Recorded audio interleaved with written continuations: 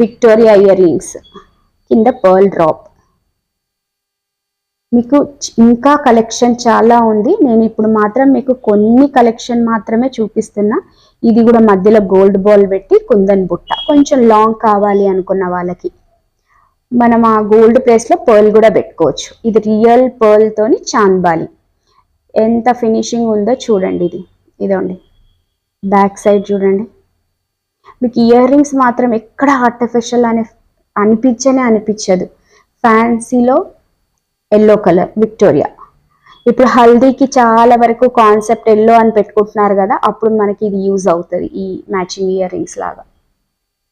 ఇవన్నీ వచ్చేసి gold ear rings లాగా అన్ని ఇట్లా బీడ్స్ హ్యాంగింగ్స్ లాగా చేసి మనం బుట్టాకి వేస్తాం కదా, పైన మనం మీ ఇష్టం ఏ కమ్మ పెట్టమంటే అది పెట్టి మీకు కస్టమైజ్ చేసి ఇస్తా.